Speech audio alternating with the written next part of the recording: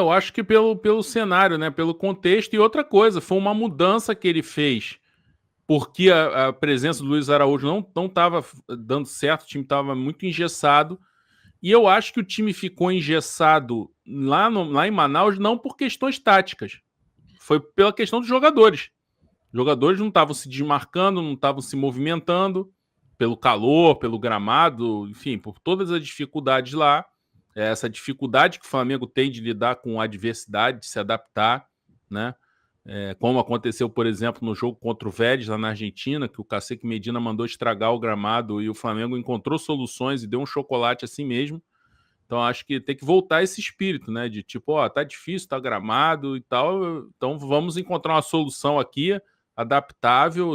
É óbvio que o Flamengo não tá jogando contra ninguém, mas era um adversário de Série B, de uma divisão inferior. O Flamengo deveria, pelo menos, demonstrar vontade de encontrar soluções, né? Para sair da marcação. E o Flamengo não encontrou, todo mundo muito escondido atrás da marcação, não querendo se deslocar porque estava muito quente, muito úmido, né? Então, o Maracanã já é diferente, a temperatura aqui no Rio está mais amena, é jogo decisivo de Libertadores, então pula esse jogo do Manaus, trata como uma oscilação em função do contexto e mantém a estrutura. Ele mexeu lá atrás para o time melhorar, o time melhorou. Aí agora, porque teve uma oscilação, vai mexer na estrutura de novo, voltar com o que era e com o que não estava dando certo, não vejo sentido. Então é uma situação em que vale a insistência, né? E pedir para o Gerson, sai da direita, vem para o meio, vai até lá no lado esquerdo, Cebolinha, sai do lado esquerdo e aparece do lado direito, não é ficar lá na direita, porque ele rende melhor na esquerda, mas eventualmente aparece na direita. O Gerson saiu, você ocupa aquele espaço lá, e aí outro jogador, um Arrascaeta, um De La Cruz, aparece lá do lado esquerdo, ou abre o corredor para o Ayrton Lucas passar.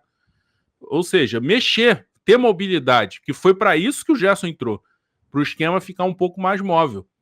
E eu acho que tem que insistir nisso, porque ficar com os dois pontas estáticos não adianta, né? Funcionou contra o Amazonas, porque o jogo o Amazonas começou a dar espaço no segundo tempo. É bom lembrar isso também. Primeiro tempo teve dificuldade, porque o Amazonas ficou lá atrás e só saía com o Serafim. Era a bola esticada para o Serafim, mas todo mundo lá atrás, voltando, fechando espaço. O que no segundo tempo, o técnico sentiu que o Flamengo estava mal e que tinha chance de ganhar, ele botou aquele Enio, botou o Bolt, ficou quase num 4-2-4 e começou a dar espaço para o Flamengo. E aí, com o espaço, aí sim, o Luiz Araújo aparece, outros jogadores de velocidade começam a aparecer. Mas o jogo de amanhã talvez não seja isso que esteja pedindo. Então, o que vale é manter a estrutura que ele tinha feito justamente para melhorar o desempenho. Então, não tem por que mexer. Esse jogo contra o Amazonas também, Alan, o segundo tempo ali, a entrada do Matias Vinha, né? Ele tem entrado bem nos jogos também. Ele é inclusive, aquela defesa naquela cabeçada Como do cruza bem o Vinha, né, ele tem mais tranquilidade do que o Ayrton Lucas para levantar a cabeça e fazer um bom lançamento, né? E é um jogador também que pode ser utilizado mais vezes ali, porque é diferenciado. A gente percebe, na Libertadores, em alguns jogos também ele entrou melhor, né? O Vinha está sendo assim, ele está entrando bem nos jogos, mas quando começa, deixa um pouco a desejar, né? Mas eu acho que ele ganhando ritmo, eu acho que ele daqui a pouco pega a posição, por mais que eu acho que é importante frisar. O Ayrton Lucas não tá mal, o Ayrton Lucas tá bem. Mas é que eu acho que o Vinha, ele tem, como é que eu vou dizer? Ele tem um repertório maior que o Ayrton Lucas. Taticamente, né, Alan? Tem uma jogada que ele... Eu acho que tecnicamente também. Eu acho que o Ayrton ganha mais do Vinha, de repente, na força. O Ayrton, ele tem uma explosão maior, né? Ele é mais forte. O Ayrton parece até aquele falso lento. Quando ele começa a jogar, você acha que ele não vai disparar, e quando você vê, ele já passou pelos caras. Eu acho que o Ayrton é mais um lateral de força, até de finalização. O Ayrton arrisca de fora da área, tem acertado até a travessão algumas vezes aí, mas eu acho o Vinha, sei lá, eu acho ele sabe se posicionar melhor, eu acho cruzamento trabalha melhor por dentro, né, Alan? Ele, por exemplo, é um gol que ele sai cara a cara, que ele conduz demais a bola, né, contra o Amazonas, ele trabalhou por dentro, fazendo a infiltração ali, foi bastante elogiado. Faltou ele finalizar antes, né, a jogada. Eu acho o Vinha com cruzamento melhor também. Acho que o Vinha tem um cruzamento melhor que o Ayrton também. Mas são dois baitas laterais. O Flamengo ele está muito bem servido. Ali acho que é questão de gosto mesmo. Eu acho que não tem nenhum absurdo o Tite começar um jogo importante com o Ayrton Lucas e não tem nada de absurdo começar com o Vinha. Eu acho que ali é quase 6 por meia dúzia, apesar de eu ter uma preferência mais pelo Vinha. Eu acho o Vinha um lateral que me agrada mais, mas acho o Ayrton Lucas um baita lateral esquerdo também. Outra coisa que eu quero falar, né, sobre essa partida contra o Milionários, né, é a participação do Fabrício Bruno. A gente até teve uma enquete aí esses dias que perguntou a galera se a galera escalaria o Fabrício Bruno, porque está com a venda muito bem encaminhada para o West Ham da Inglaterra, né? E eu lembro que uma das opções era exatamente que escalaria o Fabrício caso o Léo Pereira não fosse jogar. Eu lembro que o Reis estava na live e até falou que ele escalaria o Fabrício Bruno, mas que, tipo assim, se o Léo Pereira estivesse disponível, não seria nem pela negociação. Se eu estiver enganado, você pode me corrigir, Reis, mas eu lembro de você falar que seria porque, pela sua opção para esse jogo, seriam os dois Léos, por gosto mesmo. Você começaria com o Fabrício no banco. Léo Pereira dificilmente vai jogar, né? E o próprio Marcos Braz, em entrevista esse fim de semana, falou sobre no Maracanã, né, na partida em prol das vítimas do Rio Grande do Sul, né, lá de Porto Alegre.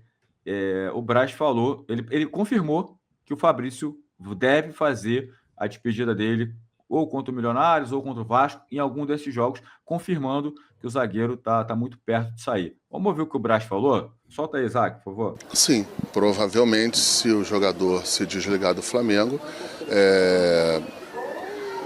esses próximos jogos aí, os próximos 2 jogos, sim, poderão ser os últimos jogos do Fabrício Bruno aqui no Flamengo, nesse ciclo.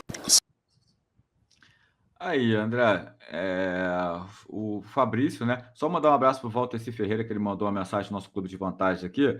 Boa tarde, o Vinha é extremamente inteligente e o Ayrton força. Eu acho por aí também, concordo com você, tá, Walter C? Eu vejo mais por aí também. Eu acho que o Ayrton é um lateral mais força. E o Genaldo Cardoso também falou aqui, ó. Tite sempre foi um treinador que tem dificuldade contra retrancas. Basta lembrar que ele é amistoso do Brasil contra a Inglaterra, quando a Inglaterra jogou toda desfalcada e na retranca, tá aqui falando. Eu não sei se o Milionários vem para a retranca. Na verdade, eu não sei nem se o Milionários vem com os principais jogadores ou não, porque o Milionários não tem chance nem de ir para a Sul-Americana mais. Então, enfim, e parece que está numa situação complicada lá no Campeonato Colombiano, né? Precisa de uma combinação de resultados no grupo dele lá para poder se classificar. Então, provavelmente o próximo jogo lá do Milionários é muito importante lá. Então, talvez o Milionários nem venha com a força máxima, né? E André, e essa situação aí, né, do Fabrício, a gente já falou mais um pouquinho, mas agora com a palavra do dirigente, né? Porque a gente tem informações, né, tem apuração, mas o dirigente confirmando mesmo que o Fabrício deve estar perto aí de se despedir. Sem o Léo Pereira, eu acho que não tem como, de repente, não escalar o Fabrício, apesar que me mandaram aqui no chat, por exemplo, que amanhã seria até uma partida boa para Ortiz e Davi, porque o Flamengo vai ter que propor o jogo. Mas, enfim, e o Fabrício, você também começaria com ele amanhã? Olha, eu acho que o Flamengo tem que saber aproveitar o máximo que for permitido a ele, do jogador. Tipo assim, o jogador tá com a cabeça boa para jogar pelo Flamengo? Não, quero jogar e tal, porque o Fabrício Bruno é uma máquina de jogar, né?